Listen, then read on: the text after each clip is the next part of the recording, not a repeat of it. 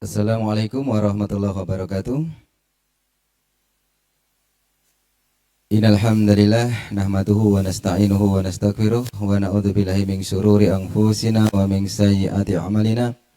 May yahdihillahu fala mudilla lahu wa may yudlil fala hadiyalah. Asyhadu an la ilaha illallah wahdahu la syarikalah wa asyhadu anna Muhammadan abduhu wa rasuluh.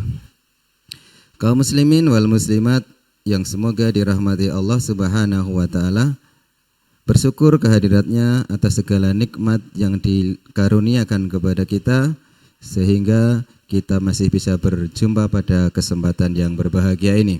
Salawat dan salam semoga tetap terlimpah pada qudwah kita Nabiullah Muhammad sallallahu alaihi wasallam, keluarganya, sahabatnya serta para ulama yang telah membimbing kita dan umatnya yang setia hingga akhir zaman. Kaum muslimin wal muslimat yang semoga dirahmati Allah Subhanahu wa taala. Kita sebagai umat Islam tentu punya musuh yang sangat besar, ya. Musuh kita adalah syaitan atau setan, ya. Dan setan ini adalah musuh yang harus tetap kita anggap sebagai musuh. Kita tidak boleh menganggap setan sebagai sahabat, sebagai teman atau yang lainnya. Allah Subhanahu wa taala dalam surat Al-Fatir ayat 6 mengatakan, sesungguhnya setan itu adalah musuh bagimu, maka anggaplah dia musuhmu, karena sesungguhnya setan itu hanya mengajak golongannya supaya mereka menjadi penghuni neraka yang menyala-nyala. Al-Fatir ayat 6. Kemudian bagaimana cara setan untuk menggoda manusia? Jamaah sekalian yang semoga dirahmati Allah Subhanahu wa taala, menurut Imam Ibnul Qayyim Al-Jauziyah dalam Bada'idzul Fawaid, ada 6 langkah yang dilakukan setan yang kita harus waspada untuk menyesatkan manusia, ya. Dan kaum muslimin yang dirahmati Allah, kita tetap harus menganggap setan sebagai musuh. Yang pertama, setan akan mengajak kita pada kekafiran, kesyirikan, serta memusuhi Allah dan Rasulnya Sallallahu Alaihi Wasallam.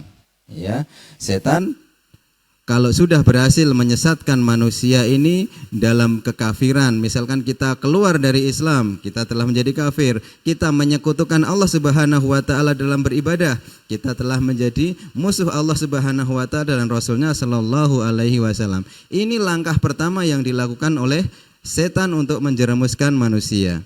Seandainya setan tidak mampu, karena umat Islam sudah kuat imannya, kuat akidahnya, maka susah untuk diajak menjadi kafir lagi, sudah susah. Maka setan akan melakukan jurus selanjutnya, yakni setan akan mengajak manusia kepada perbuatan ibadah yang tidak disyariatkan oleh Allah dan Rasulnya Sallallahu Alaihi Wasallam, atau dengan kata lain adalah bid'ah, ya. Setan akan mengajak manusia kepada perbuatan yang tidak ada contohnya. Kenapa?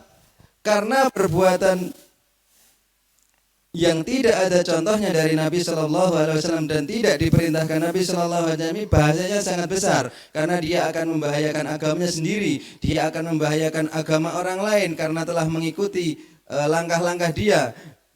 Dan dia akan sulit dinasihati karena dia sudah merasa benar dengan ibadah yang dia lakukan. Maka setan akan sangat senang apabila manusia Islam, maksudnya kaum muslimin, melakukan perbuatan ibadah yang tidak ada syariatnya dari Allah Subhanahu wa taala dan Rasulnya Sallallahu Alaihi Wasallam. Seandainya langkah kedua ini tidak bisa dilakukan oleh setan, saudaraku, maka dia akan mengajak manusia untuk melakukan hal berikutnya, yaitu melakukan al-kabair atau dosa besar, ya. Apa dosa besar? Contohnya orang suka berjudi, mabuk, selingkuh dan lain sebagainya. Pokoknya dosa-dosa yang besar, ya. Karena dosa besar ini jarang dibahas di masa lalu karena sahabat Rasulullah Sallallahu Alaihi Wasallam jarang melakukan dosa-dosa yang besar, ya. Seandainya setan tidak mampu mengelabuhi manusia untuk melakukan dosa besar, maka setan akan melancarkan jurus selanjutnya, yaitu setan akan mengajak manusia kepada dosa-dosa yang kecil. Dosa yang kecil. Kita harus ingat, saudaraku sekalian, bahwa dosa kecil apabila terus ditumpuk dan tidak tobat, maka dia akan membinasakan dirinya. Maka ini yang diharapkan oleh setan, karena setan akan memang mengajak manusia sebanyak-banyaknya untuk menjadi temannya nanti di neraka. Dan itu setan sangat halus kerjanya. Dia tidak kuat, saudaraku sekalian, cuman halus kerjanya dan kita mudah tertipu. Karena memang manusia pada dasarnya senang kalau dihalus-halusin. Yang keempat, itu langkah yang keempat.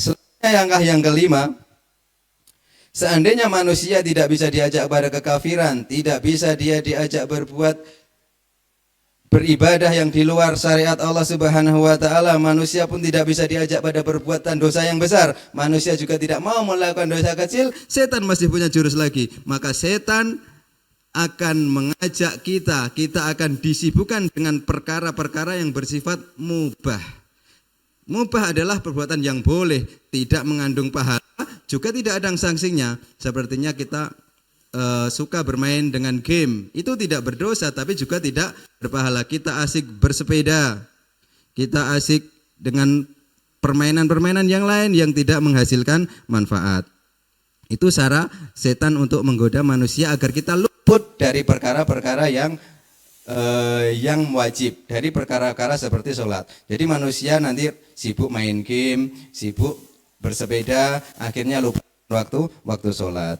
Dan manusia meninggalkan sholat. Dan dosa orang meninggalkan sholat, saudaraku sekalian, ini adalah perbedaan antara kaum muslimin dan orang kafir. Kalau kita mencuri misalkan, kita berjudi, kita berzina, kita berselingkuh, tidak dicap kafir. Tapi kalau kita meninggalkan sholat, Nabi SAW mengatakan bahwa perbedaan antara kami dan mereka adalah meninggalkan sholat. Artinya kaum muslimin dan kaum kafir adalah meninggalkan sholat.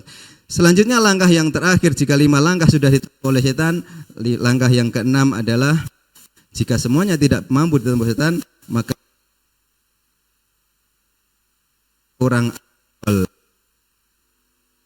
lebih afdol, ya.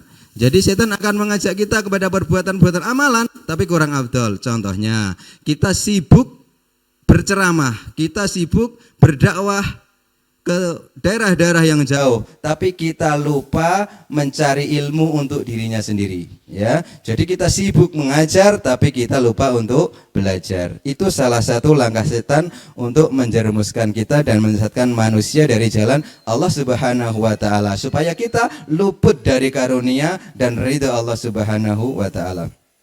Demikian 6 langkah yang akan dilakukan oleh setan untuk menyesatkan kita manusia menurut Imam Ibnul Qayyim Al-Jauziyah. Jadi kaum muslimin wal muslimat rahimani wa rahimakumullah jami'an, mari kita perbaiki diri kita introspeksi diri kita. Apakah 6 perkara ini sudah ada pada diri kita atau belum? Kalau sudah, mari perlahan-lahan kita tinggalkan. Demikian, semoga Allah Subhanahu wa taala memberikan kesempatan kepada kita untuk memperbaiki hati dan diri kita, dan Allah Subhanahu wa taala menjaminkan surganya untuk kita semua. Demikian, semoga bermanfaat. Ada kesalahan itu dari kebodohan saya, jika ada benarnya itu dari Allah Subhanahu wa taala. Wassalamualaikum warahmatullahi wabarakatuh.